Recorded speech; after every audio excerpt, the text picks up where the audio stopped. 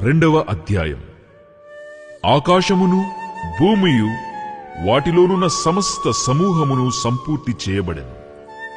దేవుడు తాను చేసిన పని 7వ దినములోగా సంపూర్తి చేసి తాను చేసిన తన పని అంతటి నుండి 7వ దినమున విశ్రమించెను. కాబట్టి దేవుడు ఆ 7వ దినమును ఆశీర్వదించి పరిశుద్ధపరచెను.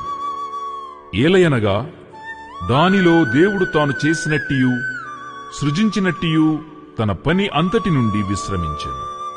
దేవుడైన యెహోవా భూమిని ఆకాశమును చేసిన దినమందు భూమి ఆకాశములు సృజించబడినప్పుడు వాటి వాటి ఉత్పత్తి క్రమము ఇదే. అదివరకు పొలమందలి ఏ పొదయు భూమి మీద ఉండలేదు, పొలమందలి ఏ చెట్టును మొలవలేదు. ఏలయనగా దేవుడైన యెహోవా భూమి మీద వాన కురిపించలేదు, నేలను సేద్యపరచుటకు నరుడు లేడు. అయితే ఆవిరి భూమి నుండి లేచి నేల అంతటినీ తడిపెను.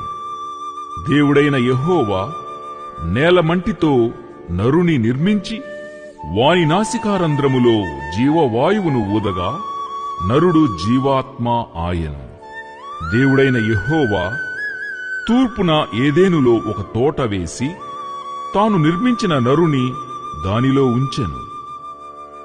మరియు దేవుడైన యెహోవా చూపునకు రమ్యమైనదియు ఆహారమునకు మంచిదియునైన ప్రతి వృక్షమును, ఆ తోట మధ్యను జీవవృక్షమును, మంచి చెడ్డల తెలివినిచ్చు వృక్షమును నేల నుండి మొలిపించెను.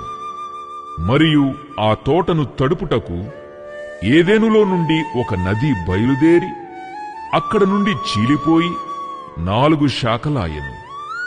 మొదటి దాని పేరు పీషోను. అది హవీలా దేశమంతటి చుట్టూ పారుచున్నది. అక్కడ బంగారమున్నది. ఆ దేశపు బంగారము శ్రేష్టమైనది. అక్కడ బోళమును గోమేధికములను దొరుకును. 2వ నది పేరు గీహోను. అది కూషు దేశమంతటి చుట్టూ పారుచున్నది. 3వ నది పేరు హిద్దెకేలు. అది అష్షూరు తూర్పు వైపున పారుచున్నది. 4వ నది యూఫ్రటీసు. మరియు దేవుడైన యెహోవా నరుని తీసుకొని ఏదెను తోటను సేద్యపరచుటకును దాని కాచుటకును దానిలో ఉంచెను. మరియు దేవుడైన యెహోవా ఈ తోటలోనున్న ప్రతి వృక్ష ఫలములను